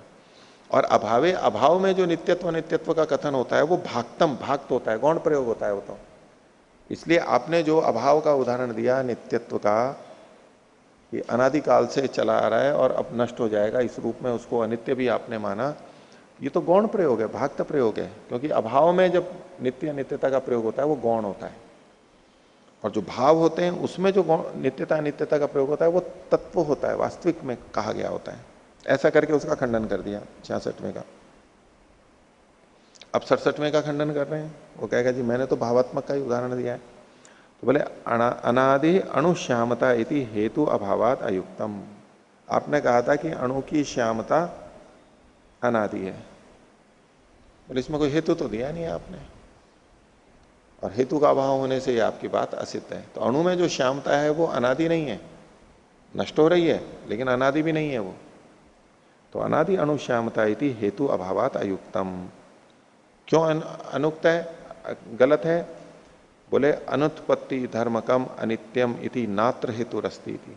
क्योंकि पूर्व पक्षी ने क्या सिद्ध किया कि अणु की श्यामता अनादि है, यानी उसकी उत्पत्ति नहीं हुई है और उसका समाप्ति हो जाती है, यानी अंत हो जाता है। उत्पत्ति नहीं हुई और अंत हो जाता है। तो सिद्धांति ये कह रहा है कि अनुत्पत्ति धर्मकम अनित्यम, जो उत्पत्ति धर्म वाला नहीं है वो अनित्य हो, इसमें कोई भी हेतु नहीं है। जिसकी उत्पत्ति नहीं हुई हो और उसका नाश होता हो, इसमें कोई हेतु नहीं है, ऐसा कोई वस्तु मिलेगी ही नहीं। अर्थात जिसकी उत्पत्ति नहीं हुई है तो उसका नाश भी नहीं होगा। उत्पत्ति नहीं हुई हो और नाश हो गया हो, इसमें कोई हेतु नहीं है, कोई उदाहरण नहीं है, ये आपकी बात सिद्ध ही नहीं है। तो सिद्धांति ने इन दोनों को खंडित कर दिया, पूर्व पक्षी ने नहीं, सिद्धांति ने ही खंडित कर दिया। अब कहते हैं कि देखो अयम तु समाधि, अब हम आपकी समाधि लगवाते हैं। समाधान तो ये है, बीच के जो दो थे ना वो नहीं। पिछले ही जो आक्षेप था कि हीन क्लेश होता ही नहीं है, तो उसको उसका उत्तर दे रहे हैं। तो अयम तु समाधि, देखो ये समाधान है। 68वां सूत्र, न अल्प विराम संकल्प निमित्तत्वात् रागादि नाम। तो न आपका कथन ठीक नहीं है कि राग आदि की समाप्ति ही नहीं हो सकती है। क्यों? कि संकल्प निमित्त वाला होने से राग आदि कैसे पैदा होते हैं? संकल्प से होते हैं, बार बार सोचने से, संकल्प से, उससे होते हैं। राग आदियों के संकल्प निमित्त वाला होने से। ये जो संकल्प निमित्त बताया गया, ये एक निमित्त बताया है। यहाँ पर सूत्रकार ने एक निमित्त बताया और भाष्यकार दो निमित्त और बता रहे हैं। उन्होंने कहा कर्म निमित्तत्वात्, कर्म के निमित्त से भी होती है राग आदि की उत्पत्ति। संकल्प का मतलब ये हुआ कि हम बार बार कामना कर रहे हैं और उससे फिर मन में विषय संकल्प बन गया है। किसी चीज की हम बार बार कामना करेंगे तो वो संकल्प आ जाएगा हमारे को कि नहीं ये प्राप्त करना है, और फिर उससे राग हो जाएगा हमारे को। दूसरे ढंग से कहते हैं कि हम बार बार सोचेंगे तो राग हो जाएगा, लेकिन बार बार सोचने से संकल्प बन जाता है कि नहीं मेरे को इसे पाना है, दृढ़ता हो जाती है, और बस फिर राग हो जाता है उसको। अगर संकल्प नहीं बनाए तो राग नहीं होगा। तो दूसरा हेतु दिया कर्म निमित्तत्वात्, कर्म निमित्तक भी होते हैं ये। राग आदि की उत्पत्ति कर्म के कारण से भी होती है। उसको स्थूल रूप से वर्तमान के कर्म भी ले सकते हैं और पिछला जो कर्माशय है उसको भी ले सकते हैं। हम किसी कर्म को बार बार करते हैं तो बार बार हमारे को उसमें फिर रुचि हो जाती है, इच्छा हो जाती है। कर्म करने से कुछ प्राप्ति होती है तो राग हो जाता है, अप्राप्ति होती है, हानि होती है तो द्वेष हो जाता है। तो कर्म निमित्तक और कर्माशय, पिछले जो कर्म है उसके कारण भी होती है। जैसा कि योग दर्शन में कहा कि कर्मों के अनुसार ही वासनाओं की, संस्कारों की उत्पत्ति होती है। ततस्तद विपाकानुगुणानाम एवं अभिव्यक्तिर्वासनानाम। विपाक के अनुगुण, पिछला कर्माशय का जो फल आने वाला है विपाक, उसके अनुरूप हमारी वासनाएं संस्कार उभर जाएंगे। ये कर्म के अनुसार जो वासनाएं उभरी हैं तो वो राग द्वेषात्मक ही होती हैं। जो संस्कार उभरेंगे कर्माशय के वशात वो राग द्वेष से युक्त होंगे, इसलिए राग द्वेष की उत्पत्ति कर्म से भी होती है। कभी अचानक वैराग्य की बात आ गई, निमित्त बाहर के निमित्त छोड़ देना, कई प्रवचन ऐसा सुन लिया, भजन सुन लिया, घटना हो गई तो वैराग्य आ गया, वो भी कारण बनते हैं और उसके साथ साथ कर्माशय भी जुड़ जाता है कई बार, क्योंकि ऐसी घटनाएं तो बहुतों के साथ में होती रहती है, लेकिन सबको वैराग्य नहीं होता है। वो कर्माशय भी जुड़ जाता है साथ में, वो उभार देता है, संस्कारों को बढ़ा देता है। उल्टा भी होता है, धार्मिक व्यक्ति है, अधर्म की प्रवृत्ति एकदम जग जाती है, कर्माशय का उभार हुआ, संस्कार उभरा, तो उस तरह के राग द्वेष उभर जाएंगे उसको। बहुत सी गलत चीजें छोड़ चुका है, शराब आदि काफी दिनों से, लेकिन कभी अचानक फिर उठ गए उसके, खुद ने उठाए, खुद ने प्रयत्न किया, ऐसी चीज हुई, वो एक अलग बात है, उसको छोड़ो। वो भी थोड़ा हो सकता है और पीछे का भी हो सकता है, एकदम से उसको लगेगा अचानक से कैसे हो गया, ये अलग ही तूफान खड़ा हो गया मन में। तो ये जो राग आदि उत्पन्न होते हैं उसका दूसरा निमित्त कर्म भी है, संकल्प से भी होता है, ये प्रयत्न साध्य है हम अभी जो करते हैं संकल्प से, और कर्म निमित्त वाला हो गया ये मुख्य रूप से पिछले कर्मों के अनुसार से हो गया। आगे तीसरा कह रहे हैं इतरेतर निमित्तत्वाच्च, और आपस में भी ये एक दूसरे के कारण बनते हैं, राग द्वेष और मोह ये आपस में भी एक दूसरे के निमित्त बनते हैं, एक दूसरे को बढ़ा देते हैं। च इति समुच्चय, ये चकार से इन दोनों को भी ले लेना चाहिए। तो सूत्रकार ने तो संकल्प निमित्त कहा था, भाष्यकार ने ये दो निमित्त और चकार से जुड़वा दिए, यानी तीन निमित्त की बात कह रहे हैं, खोल रहे हैं उसको। मिथ्या संकल्पेभ्यो रंजनीय कोपनीय मोहनीयेभ्यो राग द्वेष मोहा उत्पत्त्यन्ते। अब यहां जो संकल्प है, संकल्प का मतलब है मिथ्या संकल्प से, झूठे संकल्प से, अज्ञान से युक्त संकल्प से। किस प्रकार के? रंजनीय, राग को पैदा करने वाले, प्रसन्न करने वाले, कोपनीय, क्रोधित करने वाले, मोहनीय, मोह को पैदा करने वाले, राग द्वेष और मोह उत्पन्न हो जाते हैं। ये जो मिथ्या संकल्प हैं ये कैसे? रंजनीय मिथ्या संकल्प है, रंजनीय संकल्प है, कोपनीय संकल्प है और मोहनीय संकल्प है। संकल्प तीनों प्रकार के हो सकते हैं, और ऐसा होने पर राग द्वेष मोह उत्पन्न हो जाते हैं। एक बात हो गई, पहले कारण को बताया। दूसरा कहते हैं कर्म च सत्व निकाय निर्वर्तकम, व पे रेफ लगा लेना, निर्वर्तकम। कर्म जो है यानी सकाम कर्म लेंगे यहां पर, सत्व निकाय निर्वर्तकम, प्राणियों के शरीर की का निर्वर्तक है, उत्पन्न करने वाला है। तो कर्मानुसार शरीर पैदा हो गया। और नैयमिकान राग द्वेष मोहान निर्वर्तयति, और नियम के अनुसार होने वाले राग द्वेष मोह को भी उत्पन्न कर देता है। सब शरीरों में समान रूप से राग द्वेष मोह नहीं होते, अलग अलग इतनी योनियां हैं, कहीं किसी तरह का राग है, कहीं किसी तरह का द्वेष है, हमारा राग द्वेष अलग है, तो शरीर के अनुसार भी राग द्वेष उत्पन्न होते हैं। नैयमिकान राग द्वेष मोहान निर्वर्तयति, नियम दर्शनात्, क्योंकि इसमें नियम देखा जाता है। कैसे? दृश्यते ही कश्चित सत्व निकायो राग बहुला, कोई कोई शरीर क्या होता है? राग की बहुलता वाला होता है। राग बहुल शरीर कौन से देख सकते हैं? किसमें, किन प्राणियों में राग अधिक होता है? तो जैसे कि बंदर के लिए भी कहते हैं, बंदर मर जाए, बंदर मर जाए ना बच्चा उसका, वो भी छाती के चिपकाए रखती है, छोड़ती नहीं है, और कई बार वो कंकाल भी बन जाता है और छोड़ती नहीं है उसको। ये देखो, ये राग की बहुलता हुई ना, मर गया छोड़ दिया, वो छोड़ता नहीं, छोड़ती नहीं है, वो पकड़े रखती है, पकड़े रहती है। देखो कितना राग है। तो कश्चित निकायो राग बहुला, किसी किसी में राग अधिक होता है, और भी पशु पक्षियों में राग अधिक देख सकते हैं। कश्चित द्वेष बहुला, और किसी में द्वेष की अधिकता होती है, आपस में ही द्वेष करते रहते हैं, राग नहीं होता है। अपनी जाति को भी खा जाते हैं, सर्पादि हैं वो अपनी जाति को खा जाते हैं, कुत्ते भी हैं, दूसरा क्षेत्र का हो तो लड़ मरते हैं आपस में। कुछ में तो रहती है मित्रता, लेकिन प्राय अपनी जगह से अतिरिक्त का कोई कुत्ता आएगा ना तो उसको घुसने नहीं देंगे और झगड़ेंगे उसके साथ। शेर आदि में भी ऐसे ही होता है, अपने क्षेत्र से अतिरिक्त में इधर उधर नहीं जाने देते। द्वेष बहुला। और कश्चिन मोह बहुला, और कोई मोह बहुल भी होते हैं, पड़े रहते हैं, अंधेरे में पड़े रहते हैं, सोए पड़े रहते हैं, कीचड़ में पड़े रहते हैं, तमोबहुल हो गए। सुअरों को ले लो, अजगरों को ले लो, वृक्ष आदि को ले लो, तमोबहुल होते हैं, अपेक्षा से देख सकते हैं इनको। तो ये दूसरा कहा, ये कर्म निमित्तक कहा। तो एक कर्म निमित्तक शरीर मिला और शरीर के कारण से राग द्वेष मोह अलग अलग हुए, एक तो ये बात हुई। लेकिन जिस शरीर में है, खासतौर से मनुष्य में भी आप देख लीजिए, उस काल में भी राग द्वेष मोह कर्म के अनुसार उभरते घटते रहते हैं, जैसा मैं योग दर्शन के अनुसार बोल रहा था। आगे, इतरेतर निमित्ता च राग आदि नाम उत्पत्ति ही। और राग आदि की उत्पत्ति एक दूसरे के निमित्त वाली भी होती है, एक से दूसरा भी उत्पन्न हो जाता है, आपस में भी एक दूसरे को सहयोग करते रहते हैं। दुष्ट लोग आपस में खूब सहयोग करते रहते हैं ना, एक दूसरे को पुष्ट करते रहते हैं। राग द्वेष मोह भी एक है तो दूसरों को पैदा करते रहता है। कैसे? मूढ़ो रज्यति मूढ़ा कुप्यति। जो अज्ञानी होता है वो रज्यति, राग को प्राप्त होता है, अधिक आसक्त हो जाता है। और जो अज्ञानी होता है वो कुप्यति, क्रोध भी अधिक करता है, राग भी अधिक करेगा। यानी राग है और अज्ञानता भी आ गई ना तो राग बढ़ जाएगा उसका।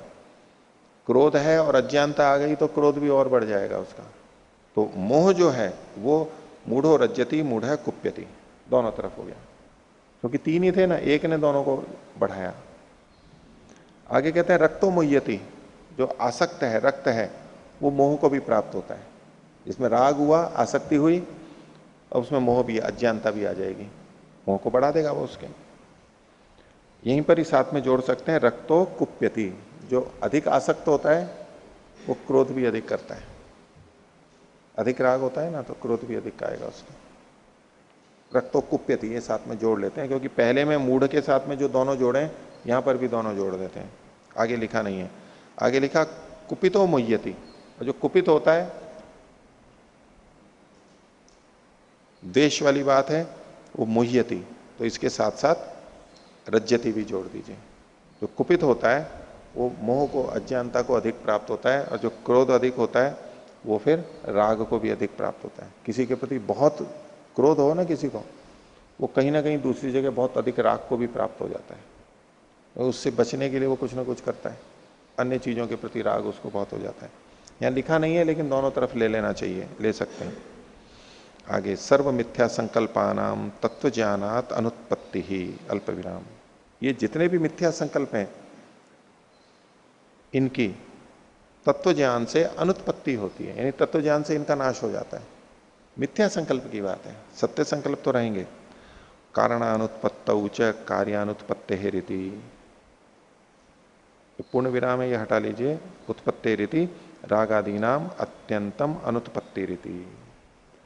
कारण की अनुत्पत्ति होने से, कारण कौन है? मिथ्या संकल्प।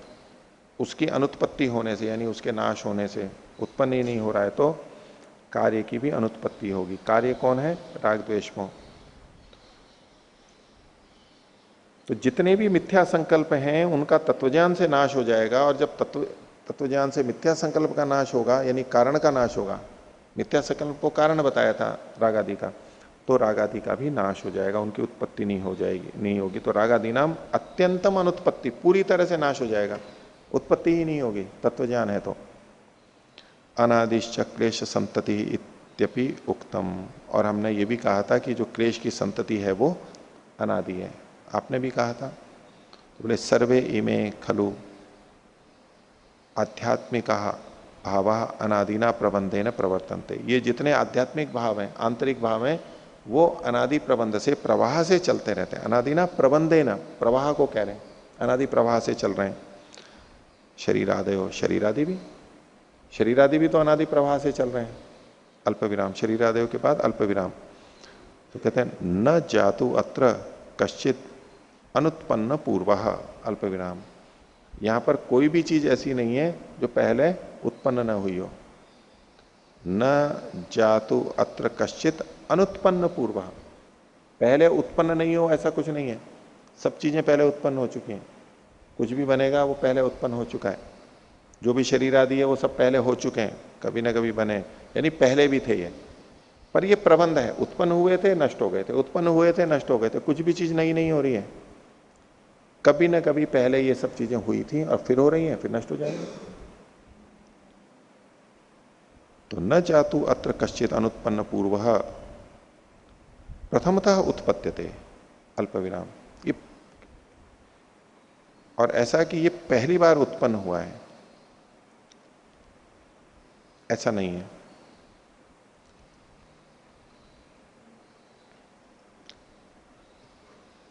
अत्र का मतलब यहां पर है अधुना, इस समय में, न जातु अत्र कश्चित अनुत्पन्न पूर्वः, अनुत्पन्न पूर्वः को ही खोल रहे हैं। प्रथमतः उत्पद्यते, ऐसा नहीं समझें कि कोई चीज अभी पहली बार उत्पन्न हुई है, अब उसमें एक चीज को छुड़वा रहे हैं, अन्यत्र तत्व ज्ञाना, तत्व ज्ञान को छोड़ करके। बाकी चीजें तो पहले भी होती रही हैं, लेकिन तत्व ज्ञान अभी जो क्रम चल रहा है उसमें पहली बार होगा। मुक्ति के बाद में तत्व ज्ञान पहली बार होगा, क्योंकि अगर तत्व ज्ञान पहले हो गया होता तो मुक्ति में चले गए होते। तत्व ज्ञान तो पहली बार होगा हमारे को, जब भी होगा इस क्रम में, लेकिन और चीजें तो न जाने कितनी बार पहले हो चुकी हैं। न चैवम सती अनुत्पत्ति धर्मकम किंचित व्यय धर्मकम प्रतिज्ञायते, न चैवम में न है, इसको अंत में लेंगे, न प्रतिज्ञायते, तो एवं सती, ऐसा होने पर, अनुत्पत्ति धर्मकम किंचित, जिसकी उत्पत्ति नहीं हुई है ऐसा, व्यय धर्मकम, नाश होने वाला, न प्रतिज्ञायते, नहीं जाना जाता। जिसकी उत्पत्ति नहीं हुई है वो नाश धर्म वाला नहीं जाना जाता। जिसकी उत्पत्ति नहीं हुई है तो उसका नाश भी नहीं होगा। तो इन जिन चीजों का नाश हो रहा है, शरीर आदि का, राग आदि का, इनकी उत्पत्ति भी हुई है। इसको अनादि कह रहे हो तो अनादि तो प्रवाह है, प्रवाह से अनादि है। नितांत तत्वतः अनादि नहीं है कि चले आ रहे हैं, न तो कभी उत्पन्न हुए, नहीं, उत्पन्न हुए थे और अब चूंकि नष्ट हो रहे हैं, इसी से भी पता लग रहा है कि ये पहले उत्पन्न हुए थे। तो न चैवम सती अनुत्पत्ति धर्मकम किंचित व्यय धर्मकम प्रतिज्ञायते थी। आगे, कर्म च सत्व निकाय निर्वर्तकम, कर्म जो होता है वो सत्वों के, प्राणियों के निकाय का, शरीर का निर्वर्तक होता है, उत्पत्ति करने वाला होता है। प्रारब्ध कर्म, संचित नहीं, प्रारब्ध कर्म। तत्व ज्ञान कृतान मिथ्या संकल्प विघातात न रागादि उत्पत्ति निमित्तम भवती। तो तत्व ज्ञान से, तत्व ज्ञान कृतात मिथ्या संकल्प विघातात, तत्व ज्ञान से किए गए मिथ्या संकल्प के विघात से। तत्व ज्ञान से मिथ्या संकल्प होता है ये नहीं, मिथ्या संकल्प का जो विघात है वो तत्व ज्ञान से किया गया होता है। तत्व ज्ञान का विघात तत्व ज्ञान का नहीं, मिथ्या संकल्प का विघात तत्व ज्ञान से किया गया होता है। तो उसको इन्होंने कहा तत्व ज्ञान कृतात, तत्व ज्ञान से किए गए होने, किसके, मिथ्या संकल्प का विघात होने से, न रागादि उत्पत्ति निमित्तम भवती, ये जो शरीर आदि हैं ये रागादि की उत्पत्ति का निमित्त नहीं बनते।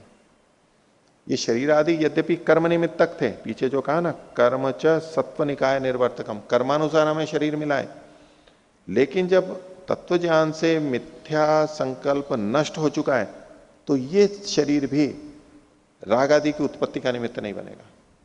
वैसे राग आदि की उत्पत्ति का निमित्त बन जाएगा, क्योंकि मिथ्या ज्ञान नहीं हुआ है, नष्ट नहीं हुआ है, तो राग को उत्पन्न करेगा, मोह से फिर राग आदि द्वेष और आपस में बनते रहेंगे, इतरेतर वृद्धि होती रहेगी। यदि तत्व ज्ञान हो गया है तो ये शरीर भी राग आदि की उत्पत्ति का कारण नहीं बनता है। राग आदि उत्पत्ति निमित्तम न भवती, न राग आदि उत्पत्ति निमित्तम भवती, लेकिन सुख दुख संवित्ति फलम तो भवती, लेकिन सुख दुख के बोध का, सुख दुख की संवित्ति का कारण तो बनता है।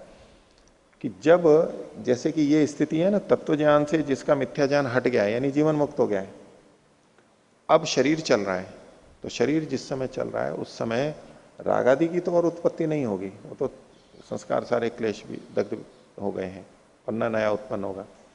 लेकिन शरीर जब तक चल रहा है तब तक सुख दुख का फल तो उसको मिलता रहेगा। पीछे जो जिस कर्म के अनुसार ये शरीर मिला उसके अनुसार ये चल रहा है, तो सुख दुख का भोग तो होता रहेगा उसको, लेकिन राग आदि नहीं होंगे उसको। जैसा कि सांख्य दर्शन में कहा, चक्र भ्रमणवत धृत शरीर, चक्के को जिसने चलाया डंडे से, उस समय वेग दिया, अब बहुत देर तक वो घूमता ही रहता है, वो पहले वेग दिया हुआ है उसी के आधार पर। तो जिस प्रारब्ध कर्म के अनुसार हमारा शरीर बना है, उसने धक्का दे दिया है, ये चल रहा है, तो भले ही हमारे क्लेश समाप्त हो गए हैं, तत्व ज्ञान की प्राप्ति हो गई है, तो राग आदि क्लेश उत्पन्न नहीं होंगे, लेकिन सुख दुख का भोग तो जब तक शरीर है तब तक चलता रहेगा, और जब शरीर समाप्त हो जाएगा और फिर मुक्ति में चला जाएगा। तो सुख दुख संवित्ति फलम तो भवति, सुख दुख की संवित्ति का फल ये तो जीवन मुक्तों को भी होता रहेगा, जब तक शरीर है, हीन क्लेशों को भी होता रहेगा, ये तो मिलता रहता है, कर्म के कारण से मिलता रहता है। तो इस प्रकार ये इति 10वीं सूत्र अपवर्ग परीक्षा प्रकरणम, अपर वर्ग की परीक्षा भी हो गई। तो इस प्रकार से जितने भी प्रमेय थे उनकी परीक्षा इन्होंने ये चौथे अध्याय के प्रथम पाद में समाप्त की। प्रथम पाद यहां पर समाप्त होता है, दूसरा पाद फिर आगे देखेंगे। आज का पाठ इतना ही रखते हैं। प्रणव तक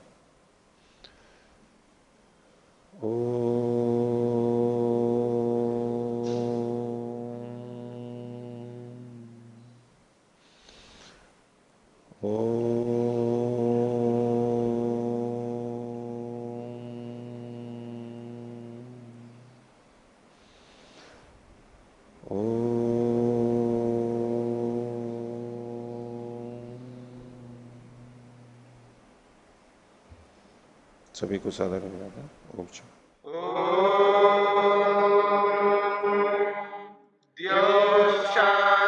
शांतिरंतरिक्षम शांति पृथिवी शांतिरापः शांतिरोषधयः शांति वनस्पतयः शांतिर्विश्वे देवा शांतिर्ब्रह्म शांति सर्वं शांति शांतिरेव शांति क्षमा शांतिरेधि।